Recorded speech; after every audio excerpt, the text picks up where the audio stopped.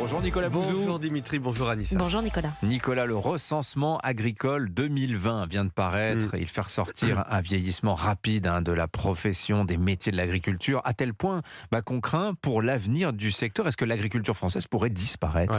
Il reste moins de 400 000 agriculteurs en France. Alors ça a beaucoup diminué depuis les années 70. En 1970, ils étaient 1,6 million.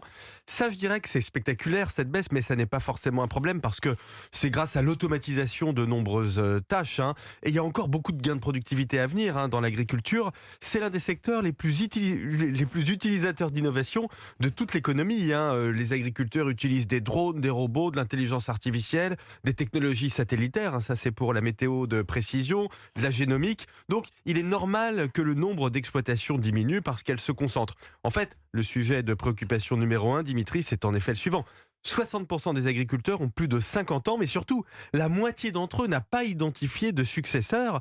Et il est donc possible que d'ici 10 ans, la production agricole française recule, non pas en raison d'évolutions technologiques, mais parce que les exploitations modernes et qui marchent n'auront pas de repreneurs. Et ça, c'est une catastrophe dans le lait, par exemple. On commence à le voir. Et puis, c'est un vrai souci pour la souveraineté alimentaire. Oui.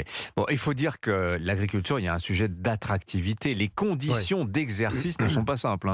Ah oui, ça c'est peu de le dire. La rémunération, déjà, qui n'est pas énorme. Un agriculteur gagne en moyenne, en gros, 30 000 euros bruts par an, mais ça, c'est une moyenne pour les éleveurs ovins, par exemple. Vous divisez ce chiffre facilement par 2.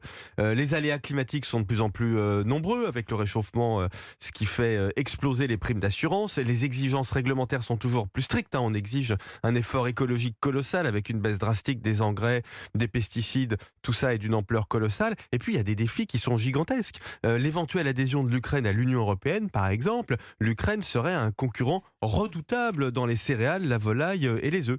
Et puis, vous avez les attaques répétées, injustes, des activistes de l'écologie radicale sur la pollution, le bien-être animal, les nuisances.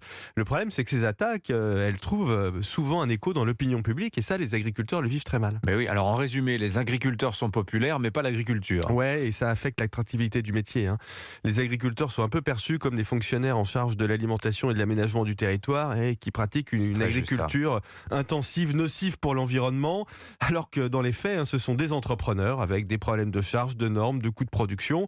Je rappelle quand même que 45% du territoire français a un usage agricole. C'est colossal. L'agriculture, c'est un point fort de la France. Et d'ailleurs, on reste excédentaire. Notre balance commerciale reste excédentaire dans le vin, bien sûr, mais aussi les céréales, les pommes de terre, le lait, le sucre. Il faut valoriser ces points forts, simplifier la vie des agriculteurs, les mettre en avant et c'est ça qui permettra d'attirer les jeunes. Signature Europe 1, Nicolas Bouzou. Merci Nicolas. À demain. À demain. C'était l'édito Écho